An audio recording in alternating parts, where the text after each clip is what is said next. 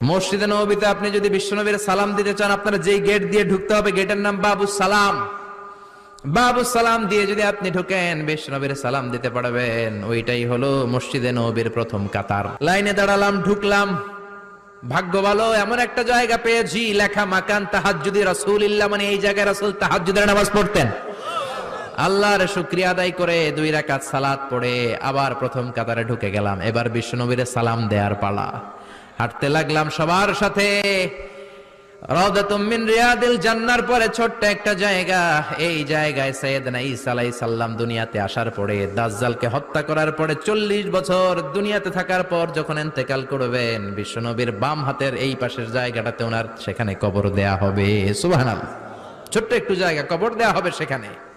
হাঁটতে লাগলাম, এরপরে বিশ্বনবীর কবর, লেখা মুহাম্মদ রাসূলুল্লাহ সাল্লাল্লাহু। যেই নবীর কথা ছোটবেলা থেকে এতদিন পড়লাম, যেই নবীর হাদিসগুলো শিখলাম, যেই নবীর জন্য আমরা দেহের তাজা রক্তটুকু বিলিয়ে দিতে পারি কি পারি না, ওই নবী নাকি এই জায়গায় শোয়া। কোন উম্মত এই কথাটা চিন্তা করে ধৈর্য ধারণ করতে পারে?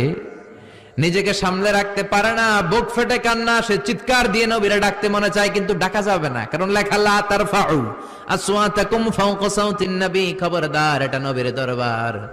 নবীর দরবারে উঁচু গলায় বড় গলায় কোনো চিল্লা ফাল্লা বা আওয়াজ করা যাবে? দাঁড় দাঁড় করে মানুষ চোখের পানি ছাড়ে, চিৎকার করে কাঁদতে পারে না। বিশ্বনবীরে চিৎকার করে ডাকতে মন চায়, ডাক দিতে পারে না, চোখের পানি ছাড়ে। আর বিশ্বনবীর সালাম দেয়, সামনের দিকে হাঁটে।